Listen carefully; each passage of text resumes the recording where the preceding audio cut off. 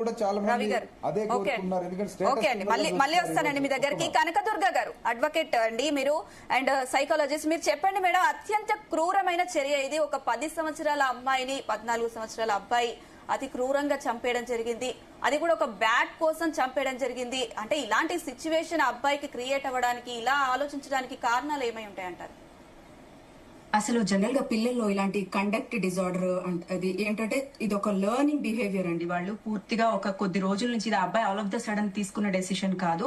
ఒక సైకోపాథటిక్ ట్రైట్స్ లోకి అంటే బాగా క్షుణ్ణంగా అబ్జర్వ్ చేసి కొన్ని దాంట్లో ఇలా చేస్తే ఏమవుతుంది అని అంటే అతని వయసు పక్కన పడేస్తే అతనికి ఒక ఎంపతి లేని ఒక బిహేవియర్, అంటే ఎంపతి లేకపోవడం అంటే వాళ్ళ ఇతరుల బాధ, వాళ్ళ పెయిన్ అర్థం కాని స్వభావం అంటారు. అయితే వాళ్ళని ఇలాంటి క్రూరత వైపుకి నెట్టింది ఏది అని అంటే పెంపకం ఒక ఎత్తు అయితే అతను పెరుగుతున్న వాతావరణం ఒక ఎత్తు. ఎందుకంటే కొంతమంది పిల్లల్ని చూడండి, ఒక ఏరియా, ఒక బస్తీ ఏరియాలో పెరిగిన పిల్లలు ఒక ఏరియాలో వాళ్ళు ఏంటంటే చుట్టుపక్కల బూతులు మాట్లాడడము, కొట్టుకోవడం, తిట్టుకోవడం, వాళ్ళ నాన్న వచ్చి ఈయన్ని చంపేస్తా ఆని చంపేస్తా అంటే వాళ్ళు ఇన్ఫ్లుయెన్స్ అవ్వడం.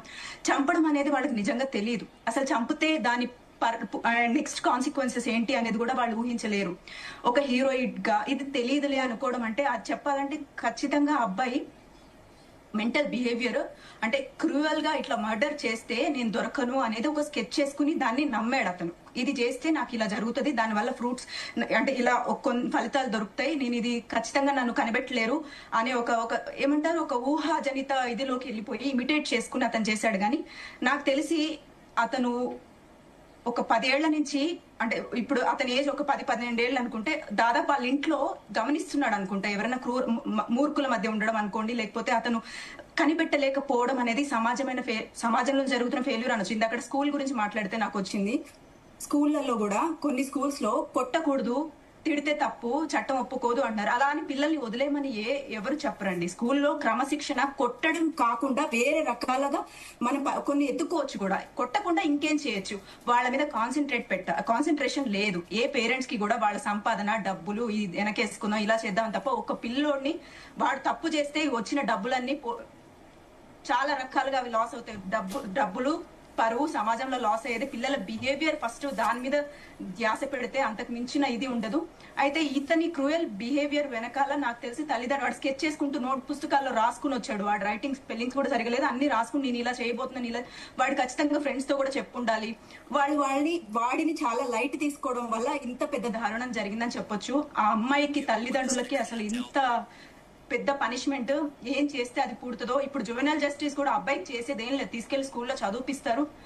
ఇప్పుడు అక్కడ సరైన స్కూల్స్, విద్యా విధానాలు లేనప్పుడు వాడు బయటకు వచ్చాక కూడా బాగుంటాడా అంటే కూడా అసలు అక్కడ నమ్మకం లేదు. ఎందుకంటే మనం చూస్తున్న వ్యవస్థలో ప్రతి దగ్గర కూడా ప్రాపర్ అంటే ఒక ఎడ్యుకేషన్, అసలు సరే టీచర్స్ అంటారండి ఒకప్పుడు బిఎడ్ చేసి ఇలా, ఇప్పుడున్న స్కూల్స్ లో చాలా గ్రేట్ అని చెప్పుకునే సో కాల్డ్ స్కూల్స్ లో టీచర్స్ క్వాలిఫికేషన్స్ వెరిఫై చేసి ఎవరు అపాయింట్ చేసుకుంటున్నారు, ఎక్కడ తక్కువ శాలరీ వస్తుంది, ఎక్కడ ఎక్కువ శాలరీ వస్తుంది, అలా వీళ్ళ అవసరం వీళ్ళది, వాళ్ళ అవసరం వాళ్ళు తప్ప ఒక స్కూల్స్ లో టీచర్స్ మీద శ్రద్ధ పెట్టి వీళ్ళు క్వాలిఫైడా కాదా అని చెక్ చేసేది పేరెంట్స్ అండి కాదు. పేరెంట్స్ ఏముంది, డబ్బులు కడతారు, పెద్ద స్కూల్ ఎంత గొప్ప స్కూల్ అయితే ఆ స్కూల్లో జాయిన్ చేస్తారు, సర్టిఫికేట్ ఒకటి చూస్తారు తప్ప ఇప్పుడున్న సర్టిఫికేట్స్ కి దేనికి వాల్యూ లేదనేది నా ఉద్దేశం అండి. ఎందుకంటే వెరీ రేర్ 5% పిల్లలు మాత్రమే పుస్తకాలు బట్టి చదివి రాస్తున్నారు తప్ప కామన్ సెన్స్ తో నేను దేనికి చదువుతున్నాను, ఫ్యూచర్ లో ఇది దేనికి ఉపయోగపడబోతుంది అని చదివే పిల్లలు చాలా తక్కువ. వాళ్ళంతటా వాళ్ళు శ్రద్ధ పెట్టి చదివితే తప్ప 95% క్రూయల్ మెంటాలిటీస్ పీపులే ఉన్నారండి. ఎందుకంటే పగబట్టడం ఒకటి,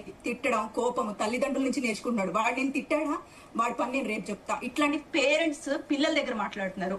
కోపం అనేది ఫస్ట్ వాడికి ఈ నేచర్ వాళ్ళ చుట్టుపక్కల చుట్టాలనుకోవచ్చు, తల్లిదండ్రులు అనుకోవచ్చు, వ్యవస్థ అనుకోవచ్చు, వాడు ఆ మర్డర్ చేయడానికి కారణం బహుశా మన సమాజమే అన్న ఉద్దేశం అండి. వాడంటూ ఒక ప్లెయిన్ పేపర్ సమాజం వాడి చేత మర్డర్ చేయించిందని చెప్పొచ్చు వదిలేయడం వల్ల. ఓకే అండి, ఇప్పుడు పరమల నరసింహులు గారు రిటైర్డ్ అడిషనల్ ఎస్పీ సార్, చెప్పండి పిల్లలు ఇలాంటి మెంటాలిటీకి ఎందుకు అలవాటు పడుతున్నారు? అలాగే వీళ్ళు ఒకవేళ శిక్ష అనుభవించి బయటకు వచ్చిన తర్వాత మారే అవకాశం ఏమైనా ఉంటుందా? ఒక మాట, నిన్న అందరికీ జీటీవీలో ఉన్నటువంటి డిబేట్లో పాల్గొంటున్నటువంటి అందరికి కూడా నమస్కారం, జీటీవీకి కూడా నమస్కారం. నా పేరు పరమాల నరసింహరావు, అడిషనల్ ఎస్పీ రిటైర్డ్. ఒకరి జీవితాన్ని మీద ఇంకొకరి యొక్క ప్రభావము ఉంటుందని అయితే నేను అనుకోలేను. ఈ రోజు ఉన్నటువంటి బ్యూరోక్రాట్స్ అనుకోండి, పెద్ద పెద్ద అధికారులు అనుకోండి, పొలిటికల్ లీడర్స్ అనుకోండి, వాళ్ళ తల్లిదండ్రులను చూసి వాళ్ళు ఎదగలేదు, వాళ్ళకు వాళ్ళు బిల్డప్ అయిన వాళ్ళు ఉన్నారు. కనుక నేనేమంటున్నా అంటే వాళ్ళ జీవితంలో తల్లిదండ్రులు, ఇప్పుడు ఒక ఆయన మిలిటరీలో పనిచేస్తున్నాడు అనుకో, వాళ్ళ పిల్లల మీద ఆయన ఎంతవరకు ఆయన ఇన్ఫ్లుయెన్స్ పెట్టగలుగుతాడు, ఎంతవరకు అజమాయిష్ పెట్టగలుగుతాడు. ఆయన యొక్క ప్రధాన ధ్యేయం ఏముంటుంది? డబ్బు సంపాదించాలా, పిల్లలకి వాళ్ళకి కావాల్సినటువంటివి ఇప్పియాలంట. తల్లి ఏముంటుంది? ఇంట్లో ఉండి వాళ్ళకు వంట చేయాలి, పెట్టాలి, లేకపోతే వాళ్ళ భోజనం తీసుకోవాలని ఉంటుంది. కాకపోతే వాళ్ళని చూసుకోవడం కూడా బాధ్యతగా ఉంటుంది. పూర్తిగా ఏం చేస్తున్నాడో ఏం లేదో అని వదిలిపెట్టకుండా వాళ్ళ యొక్క, ఇప్పుడు మేడం గారు చెప్పినట్టు వాళ్ళు ఎక్కడ పోతున్నారు, వేళ అవసరం లేని చోటికి వెళ్ళొద్దు, అనవసరమైన వారితో పెంచొద్దు, ఎక్కువగా అవసరాలు అన్నట్టుగా.